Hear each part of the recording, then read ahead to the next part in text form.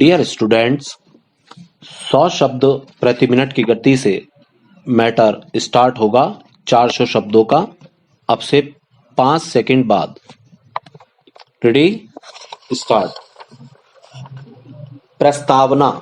राजनीति में आधुनिकीकरण एवं परंपरा का अपना विशेष महत्व होता है। प्रत्येक देश की राजनीतिक व्यवस्था में यह दोनों तत्व विद्यमान होते हैं।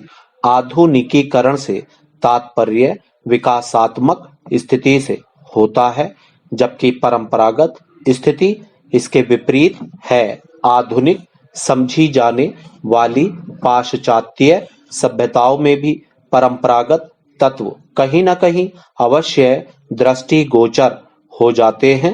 इस दृष्टि से भारत की राजनीतिक व्यवस्था में भी परंपरागत एवं आधुनिक तत्वों का सुंदर समागम दिखाई देता है। चिंतनात्मक विकास। स्वतंत्रता से पूर्व भारत की राजनीतिक व्यवस्था पूर्णतः परंपरागत थी, अर्थात समाज पुरानी कुरीतियों अंधविश्वासों पर आधारित था। शासन सत्ता एक ही व्यक्ति द्वारा संचालित होती थी।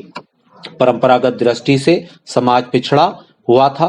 राजनीति राजतंत्र पर आधारित थी। राजाओं द्वारा जनसाधारण हितों की ओर ध्यान नहीं दिया जाता था, वह भोग विलास में लिप्त रहते थे। आर्थिक, सामाजिक, राजनीतिक दृष्टि से समाज पिछड़ा हुआ था, किंतु स्वाधीनता प्राप्ति के पश्चात भारत में लोकतांत्रिक प्रणाली की व्यवस्था की गई, अतः राजनीतिक व्यवस्था भी आधुनिकता की ओर अग्रसर हुई।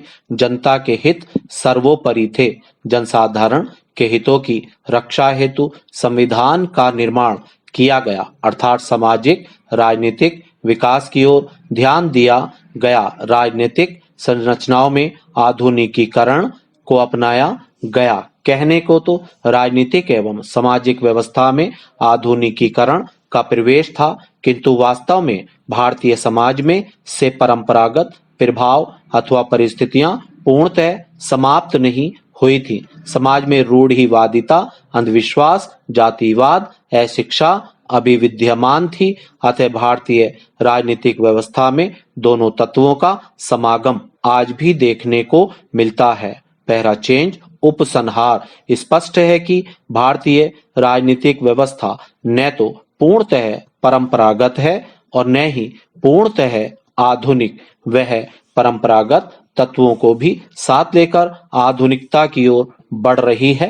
अतः भारत में निरंतरता और परिवर्तन के बीच तालमेल बैठाने का प्रयास होने लगा और एक ऐसी राजनीतिक व्यवस्था उभरी जो पुरातनता और नवीनता दोनों ही तत्वों से मुक्त है। पहला चेंज, मुख्यतः सभी राजनीतिक व्यवस्थाओं की विशेषता होती है आधुनिकता और परंपरा का सम्मिलित स्वरूप। कुछ देशों की राजनीतिक व्यवस्थाएं अत्यधिक आधुनिक होती हैं, तो कुछ की अत्यधिक परंपरागत होती है। पश्चिमी राष्ट्र जो कि आधुनिक सभ्यता का स्वरूप समझे जाते हैं, वहां पर भी परंपरागत तत्व दिखाई दे ही जाते हैं। उदाहरण के लिए ब्रिटिश राजनीतिक व्यवस्था जो कि आधुनिक मानी जाती है, परंतु लॉर्ड सभा, राजतंत्र आदि संस्थाओं के कारण उसमें परंपरा जनित रूप दिखाई देता है। तीसरी दुनिया के देशों ने द्वितीय विश्व युद्ध के पश्चात आधुनिक समझी जाने वाली पश्चिमी राजनीतिक संस्थाओं को अपनाया, किंतु समाज यहाँ के परंपरागत ही बने रहे।